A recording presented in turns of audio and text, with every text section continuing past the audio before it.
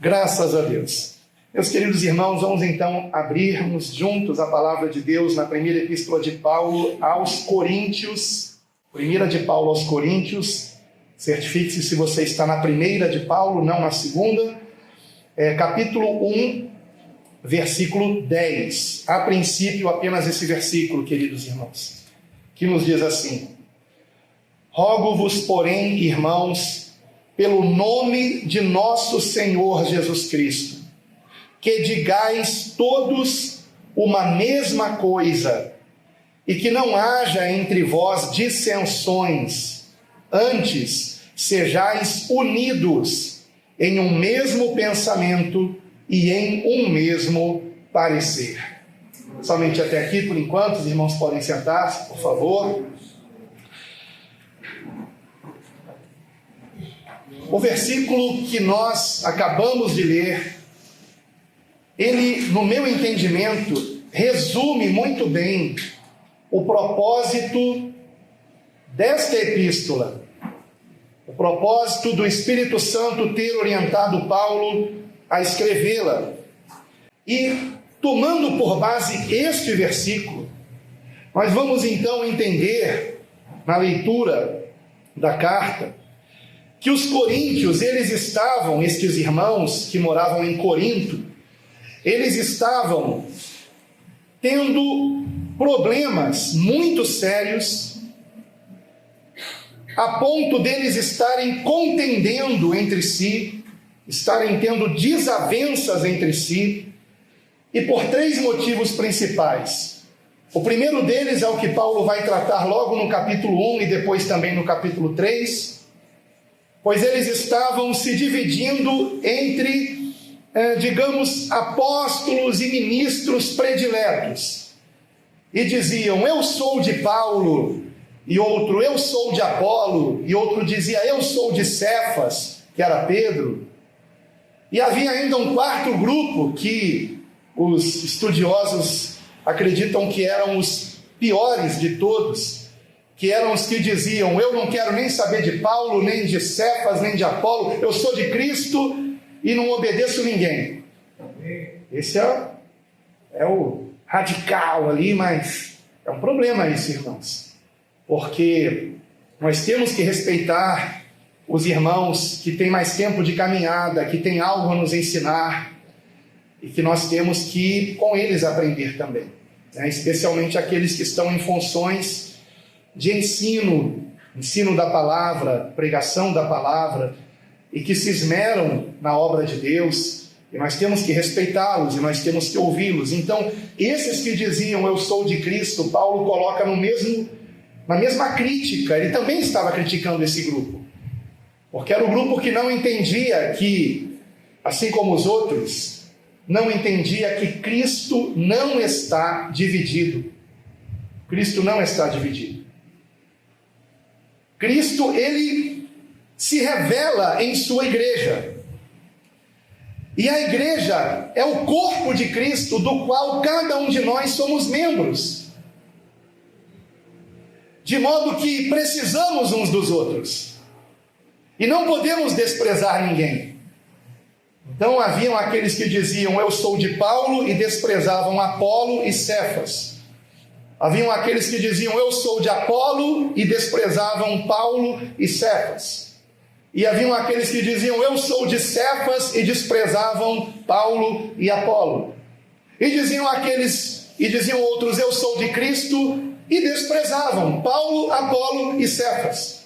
Desprezavam os três. Mas nós não temos que desprezar uns aos outros. Não podemos desprezar, e sobre isso Paulo vai tratar aqui nessa epístola. O membro que parece mais fraco é muito importante na obra de Deus. Muitas vezes é o membro que nos ensina com suas ações de humildade, e nos ensina na prática o que é ser humilde para a glória de Deus. Ensino tão importante do Senhor, queridos. O Senhor Jesus mesmo disse, aprendei de mim, que sou manso e humilde de coração. O Senhor Jesus podia ter destacado tantas das suas qualidades, mas ele focou principalmente nesta, Não por acaso, irmãos, porque o maior risco que corremos na obra é o de perdermos a humildade, nos achando alguma coisa, quando começamos a ter um certo destaque por algum dom que o Senhor nos deu, mas esse dom não é para a nossa glória, é para a glória dele. E muito se entristece, claro, o Espírito Santo quando alguém começa a se envaidecer com algo que nem é dele, vem do alto, vem do Senhor. Somos apenas vasos de barro, irmãos. Toda a glória é dele. Então, em primeiro lugar, os coríntios estavam contendendo por terem apóstolos prediletos. Em segundo lugar, por terem disputas entre si. Eles, certamente, como dá a entender a epístola, se vangloriavam de terem dons. E Paulo, em várias epístolas, ele é irônico em alguns pontos, e ele já começa essa epístola com ironia, no versículo 7, dizendo: nenhum dom vos falta, vocês têm todos os dons. Só que mais adiante Paulo vai tratar disso, mostrando: vocês não têm tido o principal, o amor. O amor. Porque ainda que eu falasse as línguas dos homens e dos anjos, ainda que eu realizasse milagres, se não tiver amor, nada serve. Então esta é uma epístola de grande importância, que nos lembra o lugar que nós temos que estar e o modo como temos que agir. E em terceiro lugar, os coríntios estavam contendendo por terem opiniões divergentes. Eu acho isso, eu acho aquilo. E haviam disputas até entre os próprios irmãos. Um irmão colocando outro irmão na justiça. Que vergonha! Então, como é importante esta epístola para a nossa reflexão, para nós não perdermos a rota que devemos estar, não sairmos do caminho que devemos andar. Eu diria que no versículo de número 13, a pergunta retórica, evidentemente, que Paulo faz aqui: está Cristo dividido? É a reflexão mais urgente para a igreja hoje em dia. Eu fico tão triste, irmãos, de ver vídeos no YouTube de irmãos falando mal de irmãos. Olha, dentro do ambiente da igreja, sem que nós estejamos sendo filmados, ou o que estamos dizendo gravado em áudio, no ambiente de igreja, o pastor deve alertar o rebanho, citando nomes de pessoas que estão pregando heresias, para alertá-los. Olha, cuidado com aquele pregador tal na internet, porque embora ele tenha uma voz impostada, use terno e gravata, tenha muitos títulos, seja um conferencista internacional, ele está ensinando heresia. Então o pastor tem que alertar o seu rebanho. Agora, gravar um vídeo na internet para citar nome, as pessoas que estão no engano, que estão seguindo aquele falso pregador, estão seguindo ele porque gostam dele. E se eu cito o nome da pessoa que eles estão seguindo, e eu digo: é um falso profeta, é um falso mestre, eu digo isso claramente num vídeo que vai chegar àqueles que estão seguindo aquele homem, eu acabei de fazer com que uma barreira se levante ao fazer um vídeo dessa natureza. Por quê? Porque aquelas pessoas, em primeiro lugar, estão seguindo aquele homem porque gostam dele e não querem que ninguém fale mal dele. Então, esse tipo de atitude tão comum hoje em dia, de pastor falar mal de pastor, em nada contribui para o reino de Deus. Porque aquelas pessoas que estão no engano vão ficar com raiva de quem falou mal do seu líder, não vão mais ouvir nada que se diga contra ele, E ainda o líder mesmo vai dizer: estão vendo? Estão me perseguindo, porque quem é de Jesus é perseguido. Então, nós precisamos com urgência compreendermos que o Senhor Jesus não nos ensinou a fazer tal coisa. Como é que eu combato a mentira, irmãos? Não é dizendo: esse homem é um mentiroso. Não é assim. É ensinando a verdade. Como é que eu resolvo o problema da escuridão? Não é gritando contra as trevas, é acendendo a luz. E a luz é Cristo. Então, amados, não fiquem dando ibope para quem grava vídeos para falar mal de outros irmãos. Tais pessoas precisam entender que isto não ajuda em nada ao reino de Deus. Porque quem não é convertido a Cristo e assiste um vídeo como esse, ele vai dizer que não há unidade em nosso meio. Ele não vai querer se converter a Cristo porque vai dizer: os espíritas são mais unidos que os cristãos, por exemplo. Porque eu não vejo um espírita falando mal de outro espírita. Eu não vejo um bandista falando mal de outro umbandista. Eu não vejo um islâmico falando mal de outro islâmico. Mas eu vejo um cristão falando mal de outro cristão. Então por que alguém vai querer se converter a Cristo com esse tipo de cenário horrível, horroroso que hoje está acontecendo? Mas enfatizo aqui: para o rebanho, aquele que o pastoreia, que também é ovelha de Cristo, é importante lembrar, mas que tem o dom de governo, que tem o dever de supervisionar as ovelhas do Senhor e de alertá-las a respeito dos lobos, aí sim, ele pode citar nomes. E alguns dizem: mas pastor, Paulo citava nomes nas epístolas. Ele citou claramente Himeneu, Fileto, Alexandre o Latoeiro. Ele citou nomes, mas o que nós temos hoje nas nossas Bíblias, que são vendidas publicamente, quando aqueles textos foram escritos, eram cartas internas, circulando na própria igreja, no mesmo ministério. Não era algo público. Você não encontrará Paulo numa praça falando mal de Himeneu, Fileto, Alexandre, ou seja, quem for. Eu espero que isso esteja ficando bem esclarecido aqui. Porque as pessoas se apoiam no fato de Paulo ter mencionado nomes, para dizer então que nós temos que mencionar nomes. E nós temos que tomar cuidado com isso.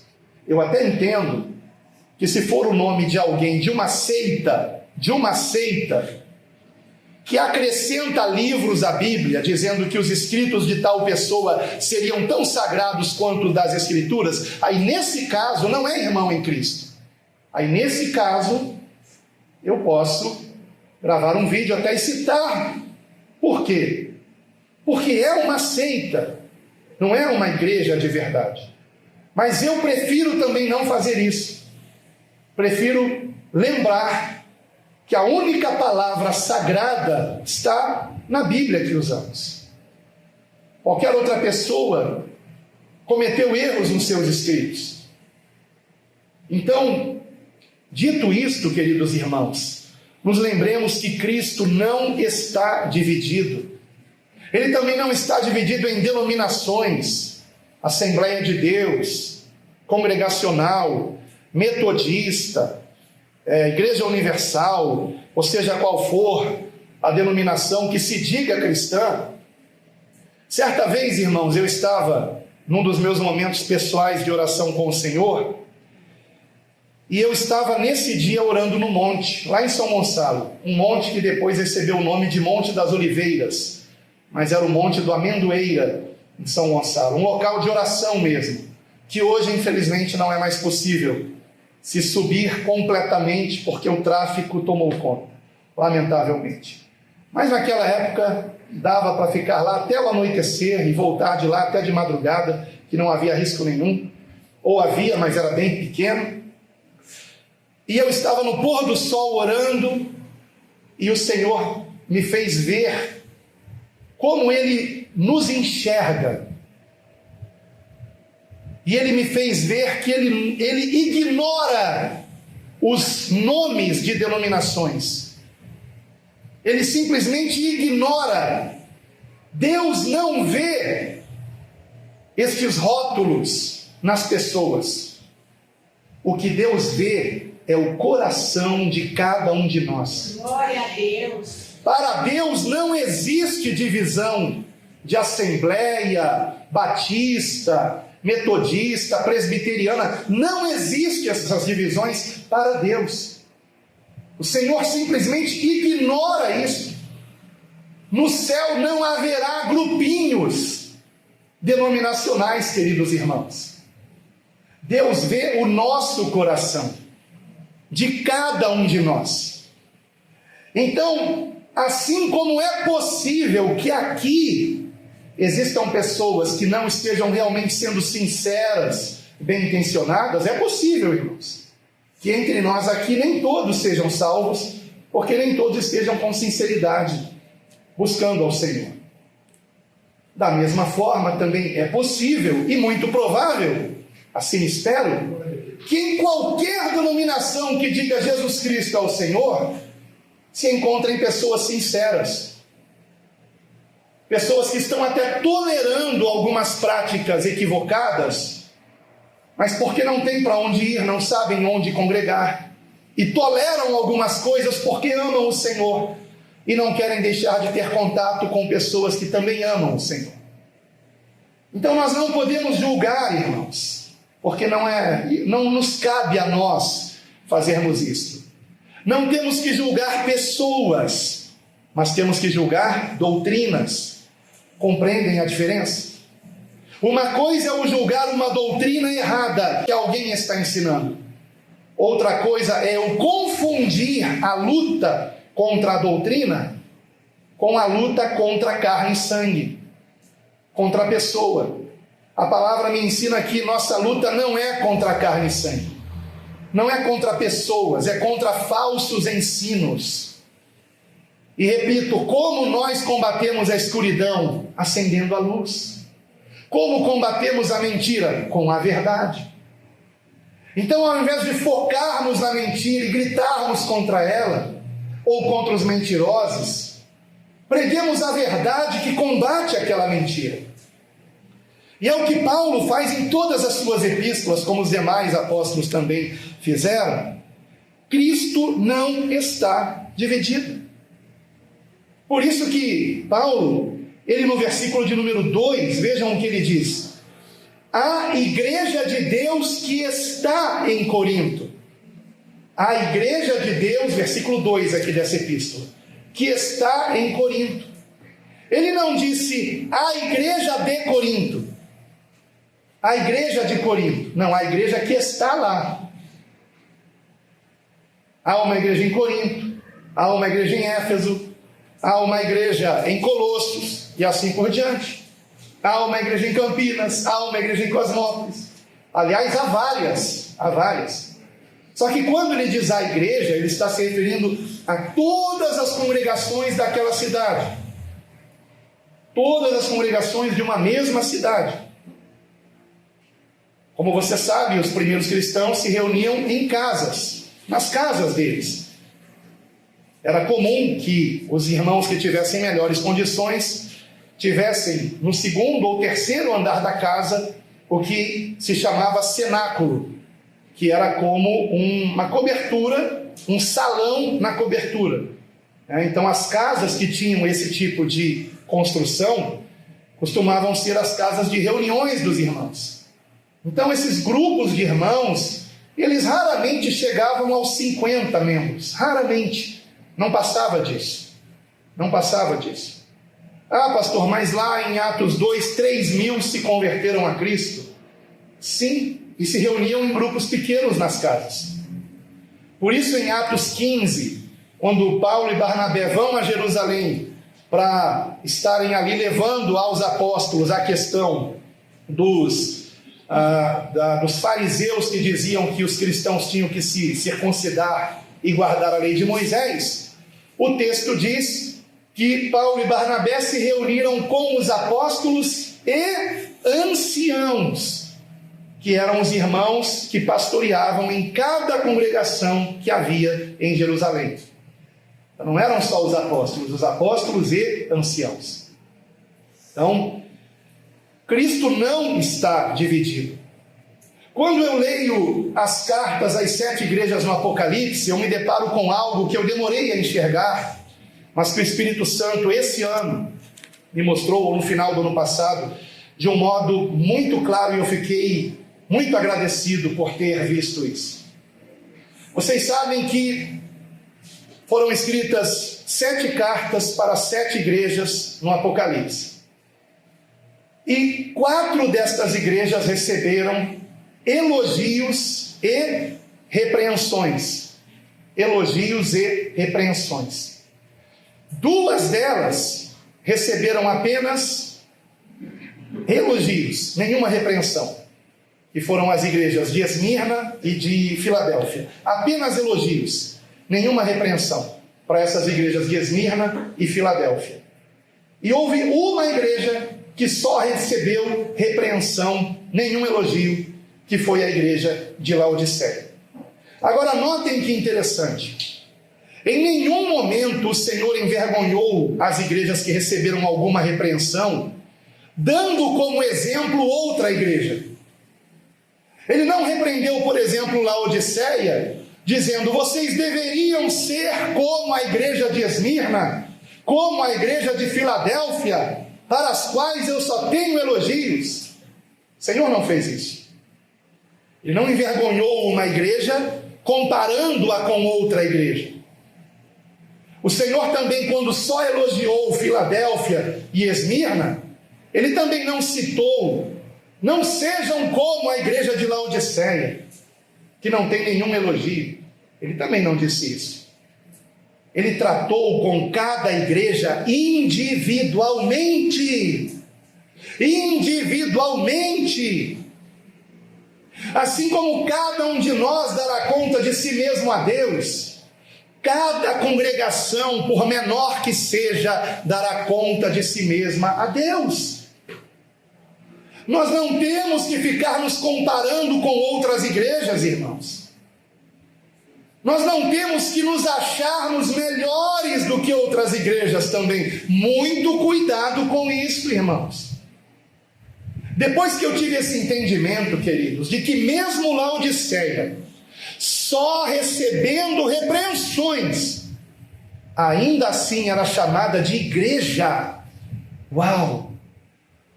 Eu passei a ter temor de falar das igrejas, sejam quais forem. Temor. Não quero falar mal de nenhuma denominação, porque se Deus permitiu ser formada, ela dará contas a Deus. Ela dará contas. Cada um dará contas de si mesmo a Deus. Então, tomem muito cuidado para que nós não estejamos levantando barreiras em relação aos nossos irmãos que congregam em outros ministérios. Porque assim como nós enxergamos defeitos naqueles outros ministérios, pode ser que Deus encontre defeitos em nós que nós não estamos vendo. Porque o mais impressionante em relação à igreja de Laodiceia é que a avaliação que eles faziam de si mesmos era a melhor possível. Somos ricos e abastados, de nada temos falta, eles diziam. E o Senhor então disse a eles: tu não sabes, que coisa séria, eles não tinham discernimento. Tu não sabes que tu és cego, pobre, miserável e nu. Misericórdia. Que tenhamos colírio espiritual em nós para enxergarmos os nossos defeitos, para enxergarmos se nossas vestes estão realmente embranquecidas ou não, se somos sinceros ou hipócritas. Que o Senhor nos ajude, queridos irmãos. Sejais unidos Essa era a esperança do apóstolo. Sejais unidos. Vamos ler novamente o versículo 10. Rogo-vos, porém, irmãos, pelo nome de nosso Senhor Jesus Cristo, que digais todos uma mesma coisa, e que não haja entre vós dissensões, antes sejais unidos em um mesmo pensamento e em um mesmo parecer. Sejais unidos. Sejais unidos. Tanto a nível local quanto a nível global. Sejais unidos. Coisa que eu não faço mais é perguntar para um irmão em Cristo qual a sua igreja. Não pergunto mais isso. Eu posso perguntar onde você congrega, mas não qual a sua igreja. Porque todos nós somos da mesma igreja. Todos que amamos o Senhor somos da mesma igreja. Eu posso perguntar onde você congrega. Eu congrego em Corinto.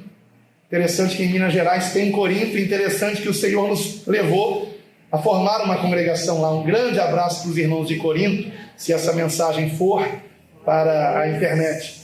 E graças a Deus que aquela Corinto de Minas Gerais é bem diferente dessa aqui. Porque lá os irmãos são unidos, são amáveis, são sinceros, é uma maravilha para a glória de Deus. E é uma congregação pequena, mas é uma igreja. É uma igreja. Conduzida pelo Espírito Santo. Então, queridos, sabemos que temos que ser unidos.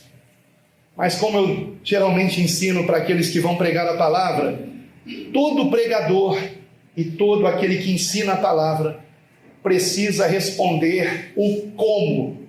Como? Não adianta eu apenas dizer sejam unidos e não explicar como sermos unidos. Mas Paulo não deixou os coríntios sem essa resposta. E evidentemente que o Espírito Santo, tendo preservado essa epístola para nós, epístola que foi por ele inspirada, nos traz a resposta para hoje também. Como sermos unidos? Em primeiro lugar, dizendo todos uma mesma coisa. É o que Paulo vai dizer antes de falar, sejais unidos. Ele roga, e quando ele usa essa palavra rogo-vos, é porque ele está enfatizando a urgência do que ele está dizendo e a sua importância. Rogo-vos, porém, irmãos, pelo nome de nosso Senhor Jesus Cristo, é como hoje popularmente se diz, pelo amor de Deus.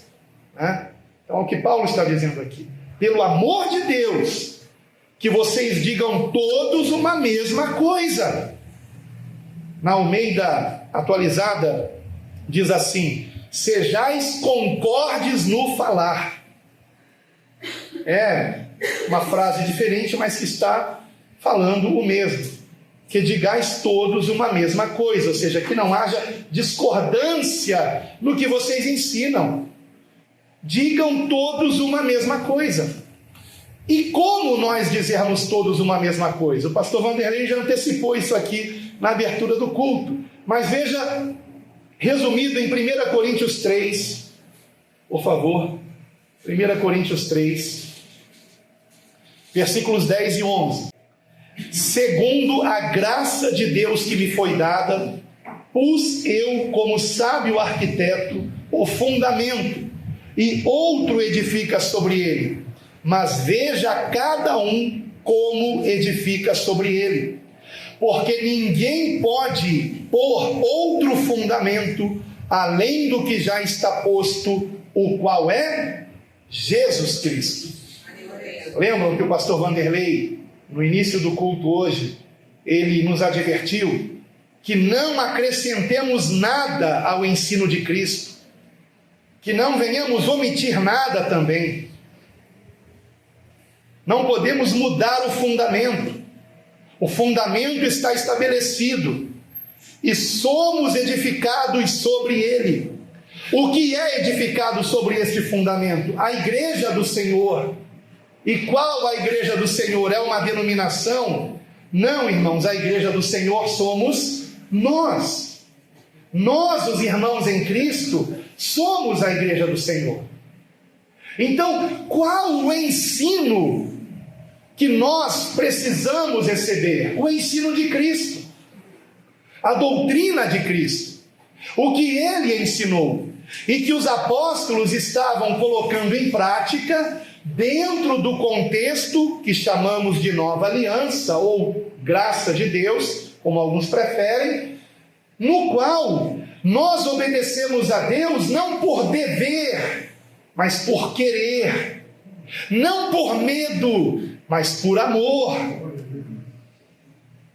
Então, coube aos apóstolos aplicar o que Cristo ensinou dentro desta nova realidade, na qual Deus não habita em templos e nunca habitou, na verdade, templos feitos por mãos de homens, mas agora Deus habita em nós, pelo seu Santo Espírito. Aleluia! Então, quando termina o culto e nós vamos para casa, na realidade, não nos despedimos de Deus, porque Ele continua conosco.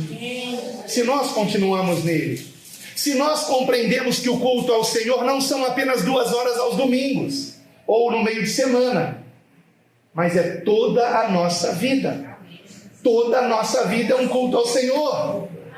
Aleluia! Então eu não tenho que ser grato a Deus apenas aos domingos na hora do culto. Eu tenho que viver em gratidão eterna.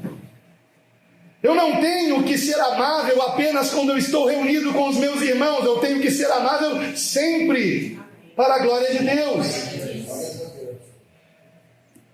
Se eu continuar nessa linha, a gente vai ter outra pregação dentro desta. Então, vamos prosseguir. Veja aqui no capítulo 4, versículo 6.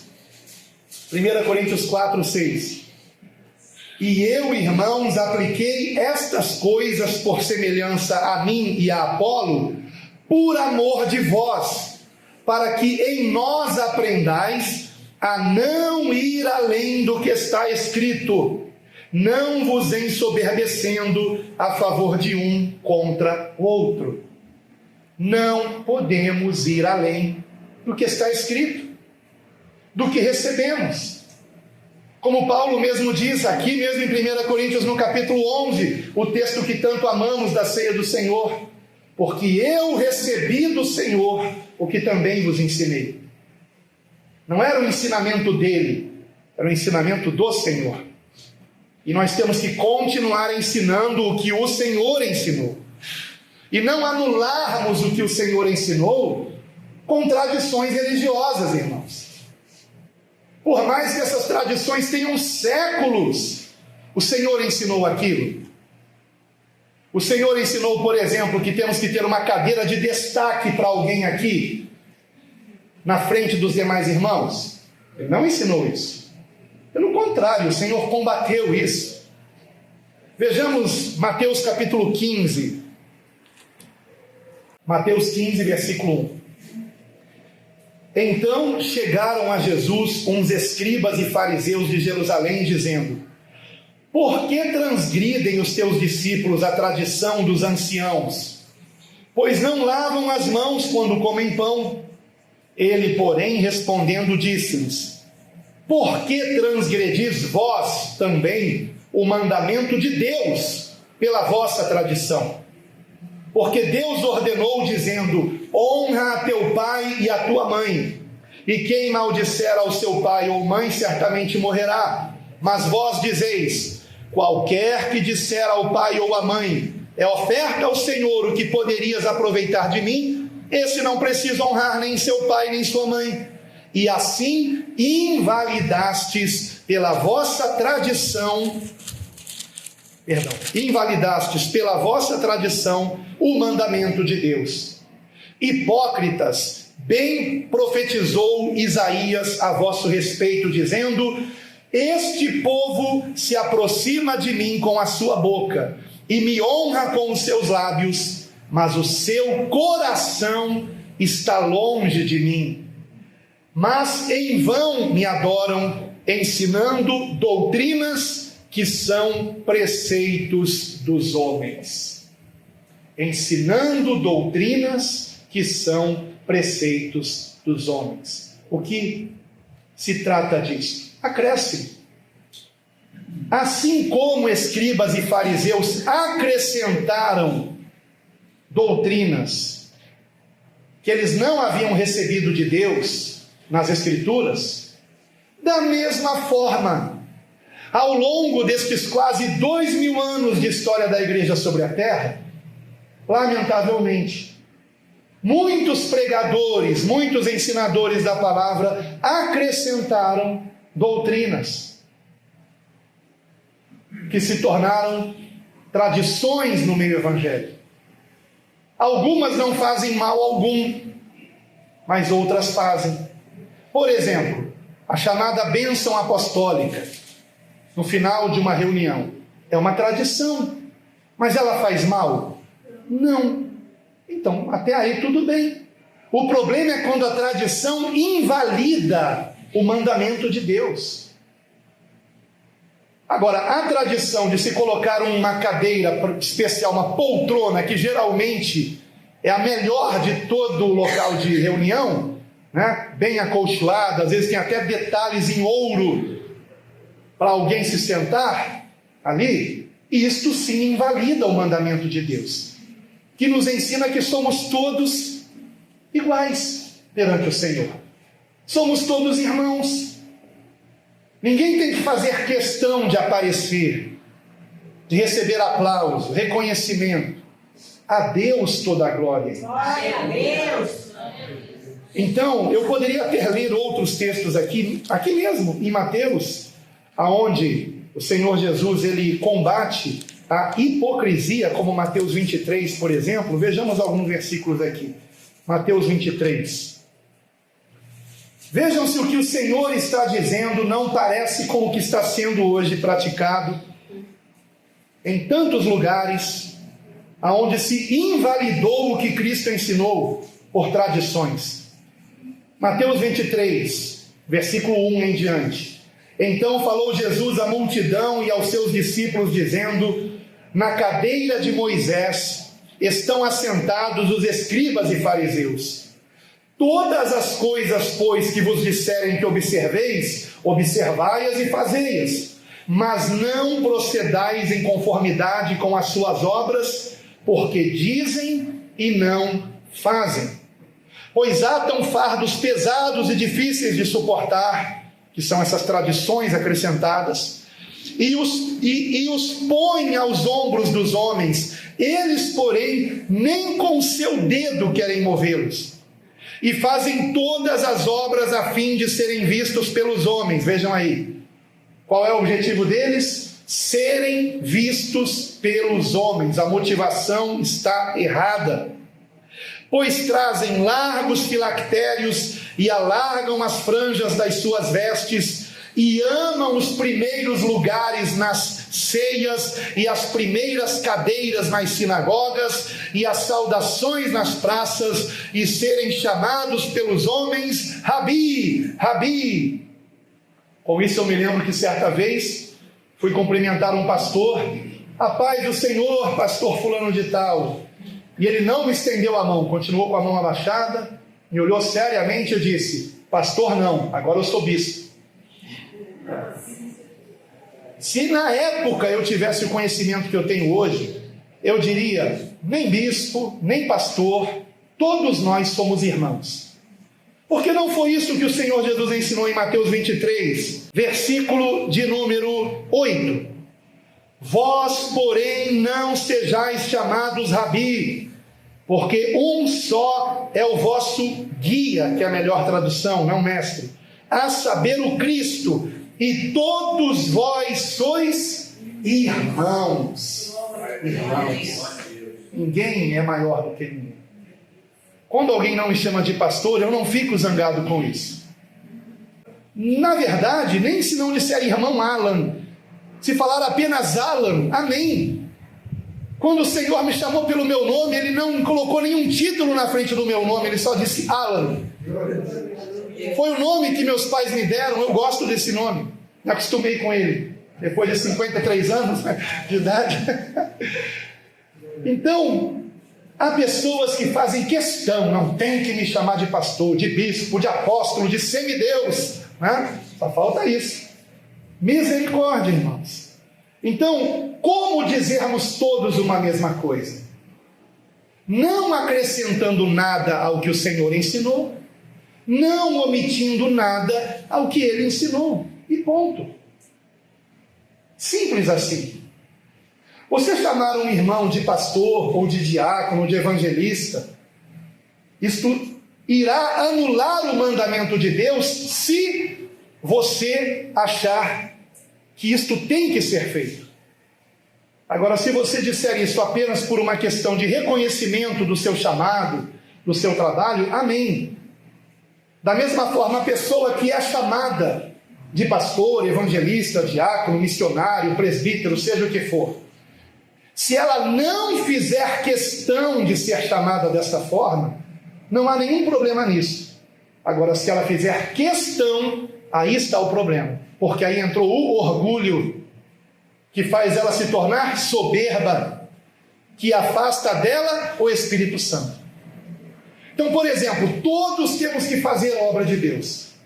Mas fazer a obra de Deus, como está no versículo 5, a fim de ser visto pelos homens, é pecado. Compreendem? É pecado. Então nós temos que ajudar o próximo, temos que ajudar. E às vezes a gente tem que fazer isso publicamente, porque a pessoa está ali, na sarjeta, precisando de ajuda, e a gente vai se aproximar e ajudar, e outras pessoas vão ver. Agora, se fazemos isso para que as outras pessoas vejam, isso é um pecado grave. É grave. Então é melhor nem fazer, enquanto não formos tratados na humildade, que, como eu já disse, foi a qualidade que o Senhor mais nos chamou a atenção em relação a Ele mesmo. Ele, sendo Senhor e Mestre, serviu aos discípulos, lavou os pés dos apóstolos na última ceia, fez o papel de um escravo para nos dar o exemplo, para que não nos achemos alguma coisa. Há pessoas que não podem receber um título, irmãos, porque se recebem um título mudam do vinho para a água. Compreende? Não podem. Você quer testar uma pessoa, dá um pouquinho de autoridade para essa pessoa e pronto. Como dizia certo pregador, que infelizmente mudou tanto, mas era uma bênção no passado. Camarada recebeu a posição de auxiliar do 5º carimbador no cartório. Pronto, o cara já se acha o dono do cartório. Eu sou auxiliar do 5º carimbador, né? Imagina se ele fosse o 5º carimbador, imagina se fosse o primeiro, né? E já se acha alguma coisa. Então, é preciso nascermos de novo, irmãos. É preciso sermos guiados pelo Espírito, não pela carne. Não se trata de mim, não se trata de você, se trata de Cristo. Se trata de nós, a sua igreja, o seu corpo. Quando um irmão se entristece, eu tenho que me entristecer com ele. Quando um irmão se alegra, eu tenho que me alegrar com ele. Isto é compreendermos que somos membros uns dos outros. Os coríntios não estavam compreendendo isso, irmãos. Infelizmente não estavam.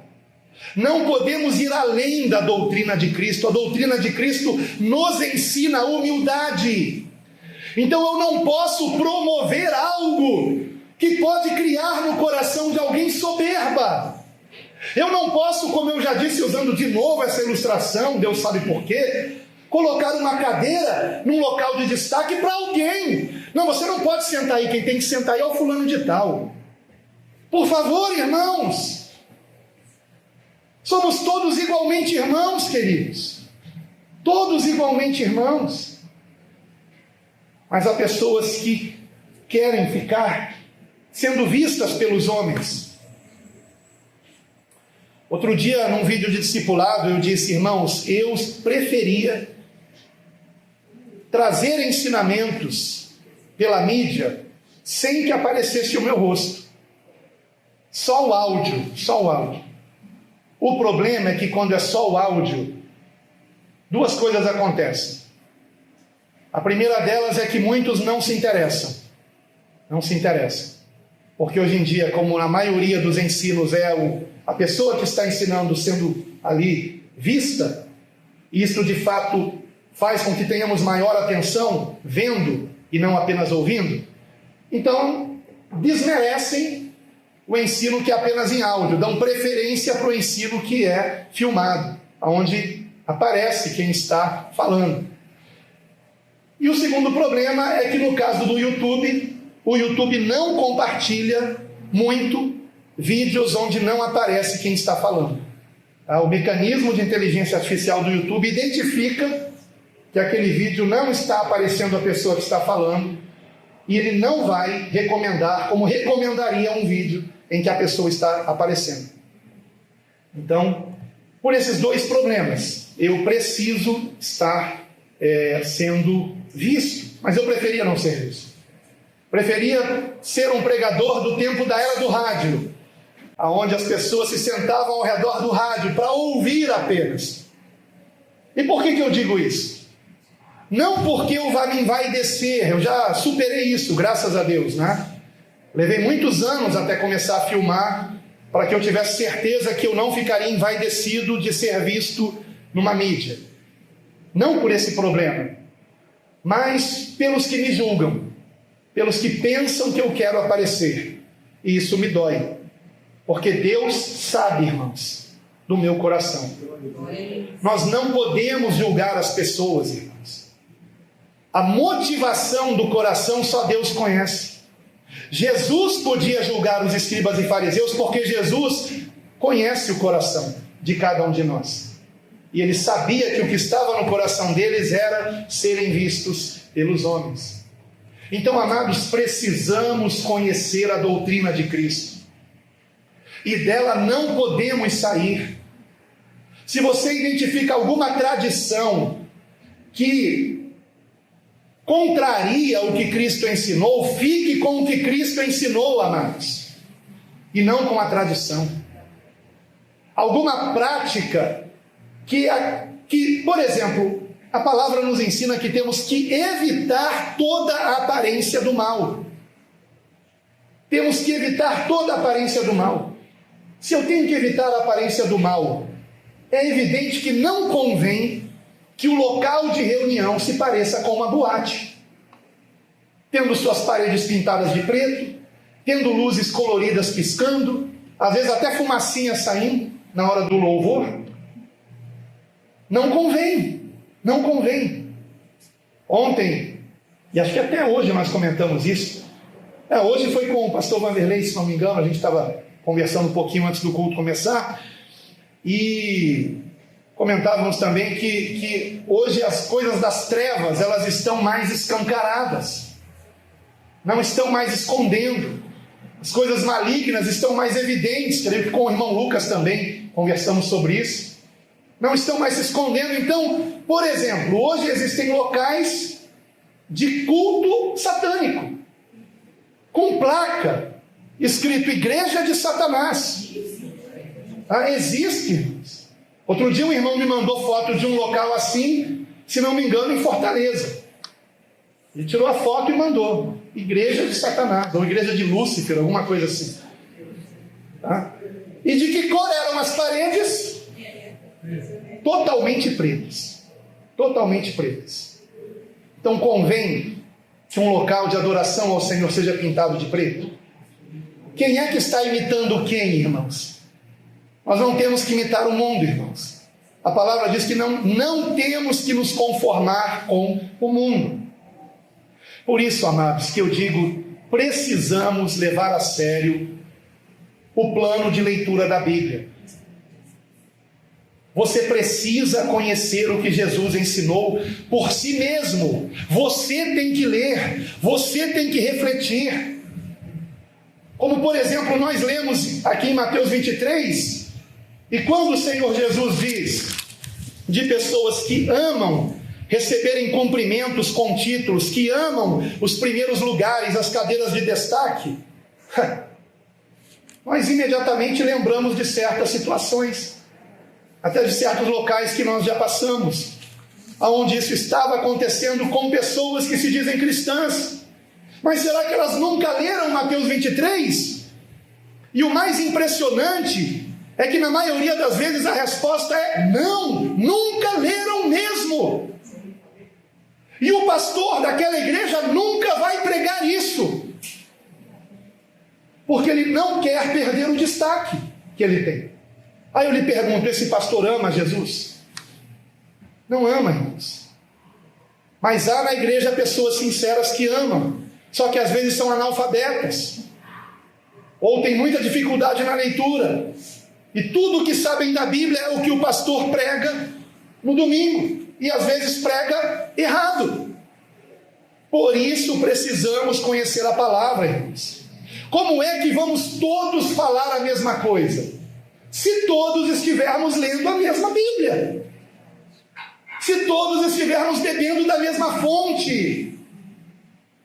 Então não há no nosso ministério livros acrescentados. Nós focamos na palavra, nós incentivamos você a ler a palavra. Crie esse hábito. Tem palavras difíceis que eu não entendo. Use um dicionário. Não tenha preguiça. Há pessoas que têm preguiça de ler e o pior, preguiça de abrir um dicionário, de pesquisar. Não pesquisam o que aquela palavra significa. E como, por exemplo, na passagem de uma ressurreição que o Senhor Jesus fez, que diz que ele tocou o esquife. Aí alguém já pregou, Jesus tocava um instrumento musical chamado esquife. Ao invés de abrir um dicionário e pesquisar o que significava aquela palavra. Então, precisamos conhecer a palavra, amados, para que falemos todos a mesma coisa, que estamos seguindo o propósito de lermos a Bíblia todos os dias.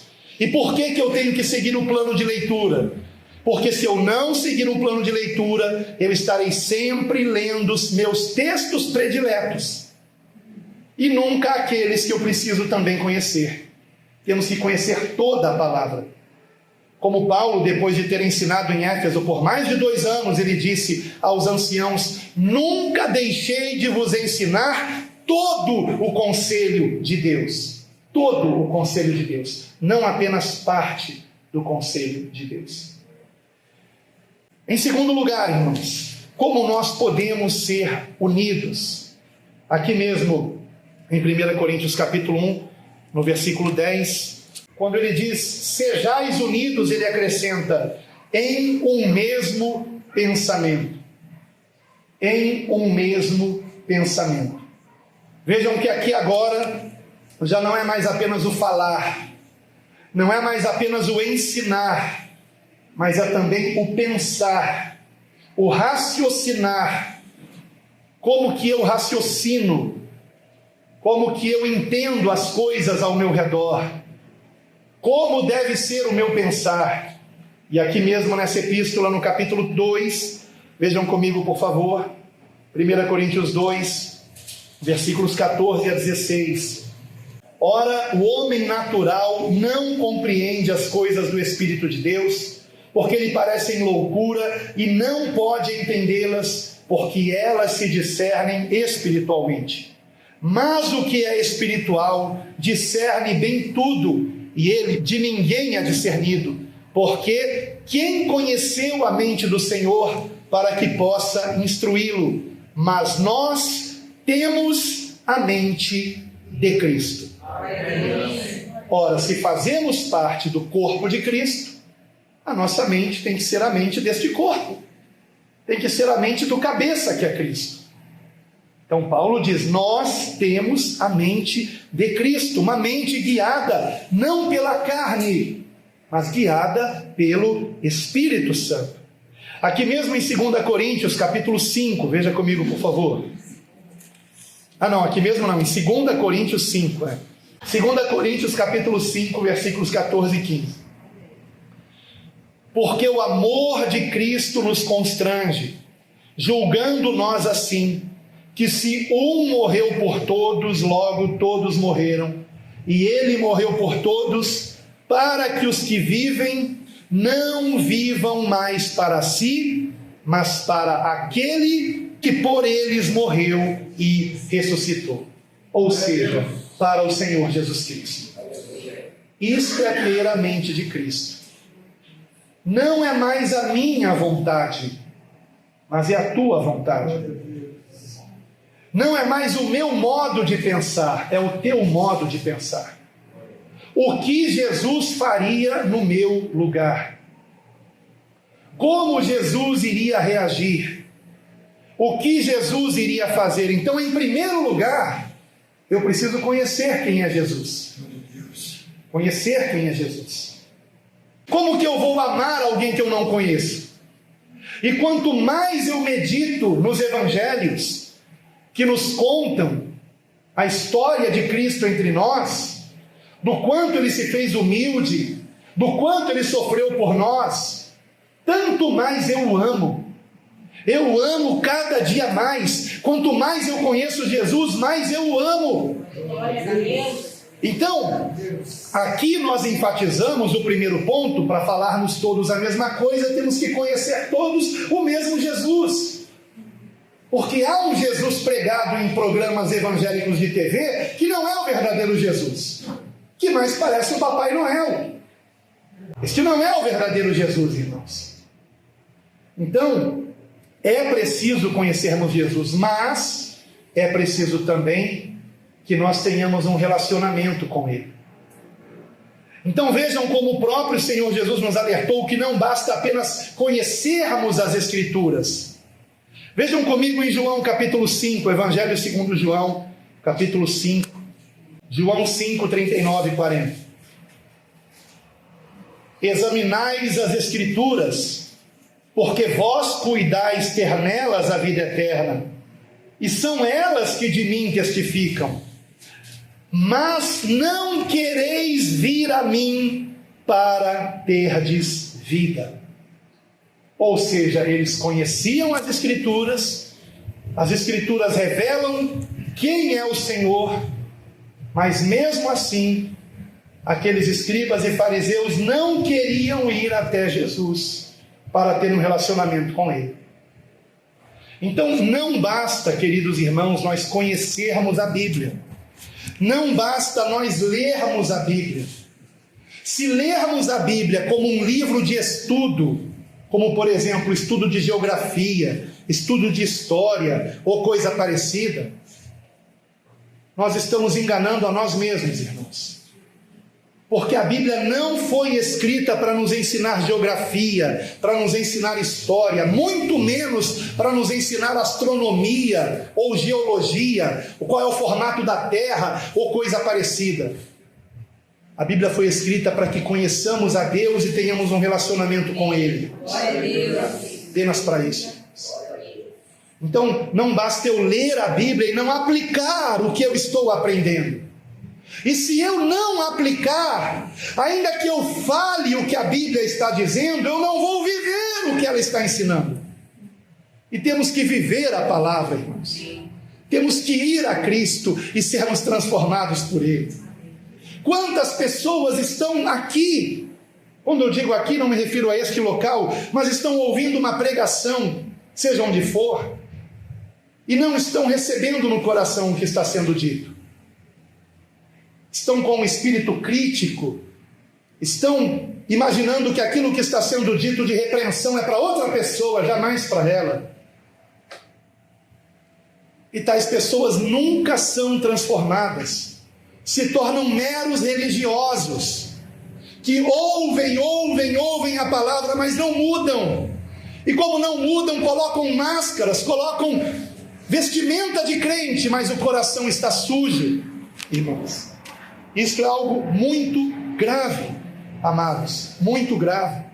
Abram, por favor, suas Bíblias em Mateus 23, versículo 25, que diz: ai de vós, escribas e fariseus hipócritas, porque limpais o exterior do copo e do prato, mas o interior está cheio de rapina. Está soltando aqui. Pode pôr uma fita isolante, que aí fica grudado. Mas o interior está cheio de rapina e de intemperança. Fariseu cego, limpa primeiro o interior do copo e do prato, para que também o exterior fique limpo. Ai de vós, escribas e fariseus hipócritas, pois que sois semelhantes aos sepulcros caiados, que por fora realmente parecem formosos, mas interiormente estão cheios de ossos de mortos e de toda imundícia. Assim também vós, exteriormente, pareceis justos aos homens, mas interiormente estáis cheios de hipocrisia e de iniquidade. O Senhor espera que tenhamos um novo coração. De nada adianta eu mudar as minhas vestes e não mudar o meu coração. De nada adianta eu me vestir de um modo decente, mas interiormente eu ter desejos promíscuos e não tratar disso. Ninguém está livre de ser tentado, mas todos nós conhecemos a solução para isso, que é nos humilharmos na presença do Senhor e clamarmos por um novo coração. Senhor, tira de mim esse desejo errado. Senhor, me purifique disto, porque se você não orar assim, isso vai levar você ao abismo, ao inferno, à perdição eterna. O Senhor nos advertiu que se o nosso olho direito nos faz pecar, é melhor arrancá-lo do que, tendo os dois olhos, sermos lançados no inferno. E com um olho entrarmos na vida eterna, do que tendo os dois sermos lançados no inferno. Não brinquem com o pecado. Pecado é coisa séria.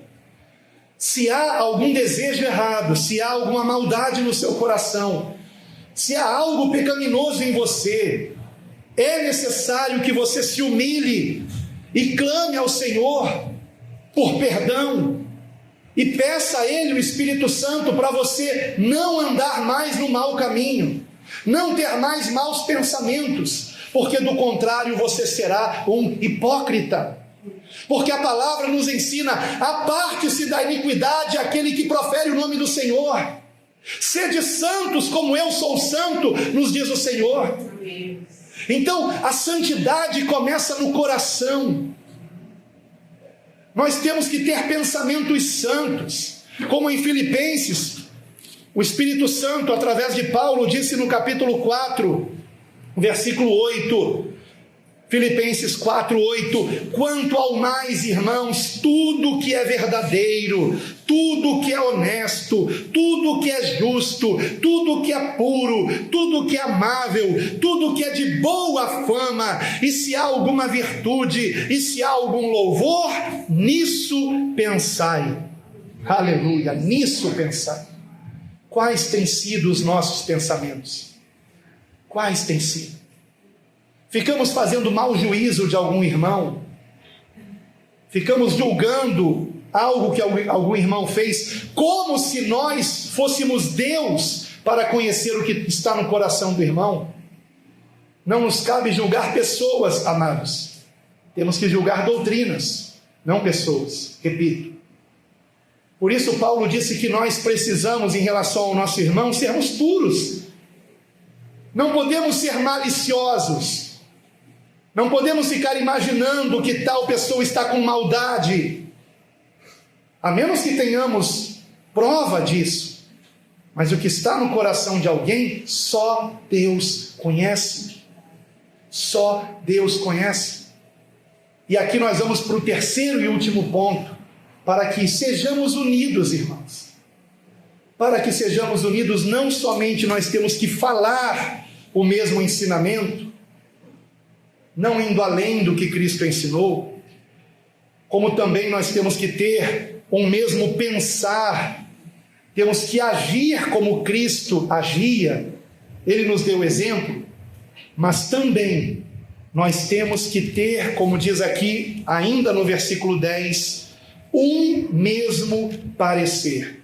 E o que significa isso? Bem, algumas versões não vão traduzir com a palavra parecer, o mesmo parecer. Algumas versões vão traduzir como tendo um mesmo julgamento, como por exemplo a Bíblia King James. Na versão King James, pelo menos a de 1611, tendo um mesmo julgamento. E na nova versão transformadora, tendo um mesmo propósito. Por que há essa diferença de tradução? Em uma Bíblia está parecer, na outra julgamento, que é uma coisa mais forte, né, do que um parecer, e na outra propósito, que embora seja algo mais leve, também tem o mesmo sentido. Porque esta palavra no grego, a palavra que foi traduzida, ela de fato pode ser traduzida das três maneiras, das três formas. Tanto pode ser em relação a uma opinião, quanto em relação a um julgamento, quanto em relação a um propósito. E de modo que, para que nós sejamos unidos, precisamos ser tratados também nisso. E é claro que o Espírito Santo, através de Paulo, tratou disso na epístola que ele escreveu a 1 aos Coríntios, no capítulo 10. Vejam comigo, 1 aos Coríntios, capítulo 10, versículo 31 em diante. Qual deve ser o meu propósito? Sempre. E quando eu fizer um parecer, um julgamento, eu devo fazer também buscando qual propósito? Qual é o propósito que eu devo buscar nos julgamentos? A minha opinião tem que ser pautada em que sentido? É o que vamos ver agora. 1 Coríntios 10, 31. Claro que o ideal é nós lermos toda a epístola aos Coríntios, irmãos. Mas eu estou pontuando aqui alguns versículos aonde fica bem enfatizado o que Paulo está ensinando para que nós sejamos unidos. Versículo 31. Portanto, quer comais, quer bebais ou façais qualquer outra coisa, fazei tudo para a glória de Deus. Tudo para a glória de Deus. Qual deve ser o meu propósito como membro do corpo de Cristo? Tudo que eu fizer, tudo que eu disser, tudo que eu ensinar, tem que ser para a glória de Deus. Para a glória de Deus.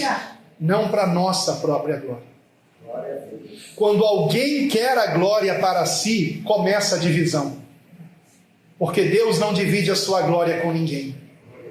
Então aquele que busca a glória para si mesmo, se torna um corpo estranho no corpo de Cristo. É como uma farpa que entra na nossa mão, por exemplo, e que está ali, ficou arroxeada a região, porque uma farpa entrou ali, e a gente não conseguiu tirar com a pinça, porque ela entrou muito profundamente, né? Incomoda, não incomoda? Mas você pode ter certeza que o seu próprio corpo vai expulsar essa farpa. O próprio corpo tira ela fora. Não precisa você ir lá com a pinça e tirar, porque o próprio corpo vai tirar a farpa. Nenhum de nós tem alguma farpa de estimação. Já notou isso? Quantos aqui já tiveram farpa na mão alguma vez na vida? Quantos aqui? Né? Como incomoda, não é verdade? Mas não está mais na sua mão. E às vezes você não conseguiu tirar, mas ela sumiu dali. Ela não foi absorvida pelo corpo, ela foi expulsa. O próprio corpo tira o corpo estranho. Então, quando alguém quer a glória para si mesmo, se torna tal pessoa um corpo estranho entre os irmãos. Agora, se nós buscamos a glória de Deus, vamos continuar a leitura então, versículo 32. E vamos até o capítulo 11, versículo 1. Porque o capítulo não deveria começar onde ele começou, ele deveria começar depois da primeira frase do versículo 1. Mas vamos lá. 1 Coríntios 10, versículo 32 agora. Portai-vos de modo que não deis escândalo, nem aos judeus, nem aos gregos, nem à igreja de Deus. Como também eu, em tudo, agrado a todos, não buscando o meu próprio proveito, mas o de muitos, para que assim se possam salvar. Sede meus imitadores, como também eu sou de Cristo. Bem? Então, se eu busco a glória de Deus, eu busco o bem do meu próximo. Eu busco a salvação do meu próximo. Eu não vou me portar de um modo que eu venha a ser um tropeço para ele. Lembram que eu falei que a nossa conversão tem que ser de dentro para fora? Não adianta mudarmos as vestes e o nosso coração não mudar. Então não adianta, por exemplo, eu dizer para alguém: olha, a sua roupa está indecente. A sua roupa, no caso de uma mulher, pode fazer com que um homem sinta desejo pela sua carne. E isso não convém, porque você pode estar sendo uma pedra de tropeço para a salvação desse homem. Você tem que se vestir de um modo decente. Você não pode ficar mostrando as curvas do seu corpo, né? Você não pode estar criando sensualidade. Você precisa se vestir de um modo que não desperte pensamentos libidinosos em qualquer pessoa que seja. Mas você tem que compreender que isto é por amor e não por imposição. Então eu tenho que sentar com aquela pessoa e com amor explicar para ela: você ama o seu próximo? Porque Jesus nos ensinou a amar o próximo. É mandamento dele. E ele disse que amar o próximo é um mandamento semelhante a amar a Deus. Porque aquele que diz que ama a Deus a quem não vê, mas não ama seu próximo a quem vê, é um mentiroso. Não podemos amar a Deus a quem não vemos se primeiro não aprendermos a amar a quem vemos. Então ame o seu próximo. E não queira causar escândalo. Não queira ser pedra de tropeço. Não tenha uma vestimenta que escandalize o Evangelho. Não tenha um procedimento que faça essa pessoa deixar de vir aos cultos, deixar de congregar. Seja amável com todos, gentil com todos, cumprimente a todos, por amor a Cristo, para que o Senhor seja glorificado, para que as pessoas, vendo as nossas boas obras, a nossa atitude correta, justa, amável, misericordiosa, glorifique a Deus. Aleluia! Esta é a vontade de Deus em Cristo Jesus. A Deus toda a glória. Aleluia! A Deus toda a glória. Então, meus amados irmãos, que nós não venhamos nos iludir com vestimentas suntuosas, com títulos mirabolantes, diplomas, com religiosidade, com templos suntuosos, mas que nós foquemos na simplicidade e humildade que há em Cristo Jesus. Que venhamos conhecê-lo cada dia mais, que venhamos cada dia mais, através desse conhecimento, amar o Senhor e ter um relacionamento com Ele por meio da oração. Que venhamos andar como Jesus andou, para a glória de Deus. Que não julguemos como os homens julgam pela aparência, mas o Senhor vê o coração. O Senhor vê o coração. Eu encerro com um dos textos mais lindos da palavra.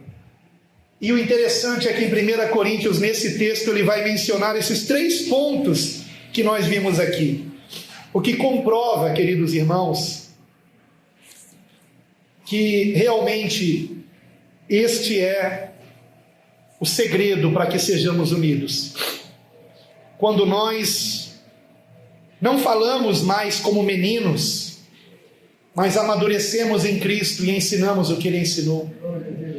Quando nós não pensamos mais como meninos, mas temos a mente de Cristo. Quando nós não sentimos mais como meninos, mas somos guiados pelo Espírito Santo de Deus. 1 Coríntios 13, versículo 1. 1 Coríntios 13, versículo 1.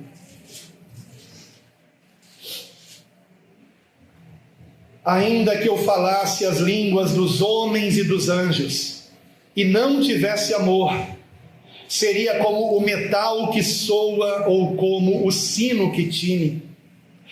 E ainda que tivesse o dom de profecia, e conhecesse todos os mistérios e todo o conhecimento, e ainda que tivesse toda a fé, de maneira tal que transportasse os montes, mas não tivesse amor, nada seria. E ainda que distribuísse toda a minha fortuna para sustento dos pobres, e ainda que entregasse o meu corpo para ser queimado, mas não tivesse amor, nada disso me aproveitaria. O amor é paciente, é benigno. O amor não é invejoso. O amor não trata com desprezo, não se ensoberbece, não se porta com indecência, não busca os seus interesses, não se irrita, não guarda mágoa, não folga com a injustiça, mas se alegra com a verdade.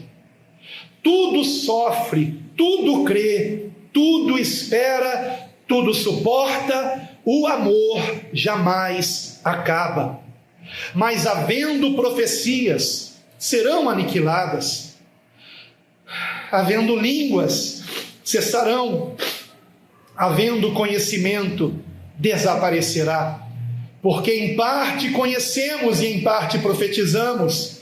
Mas quando vier o perfeito, então o que é em parte será aniquilado. Quando eu era menino, falava como menino,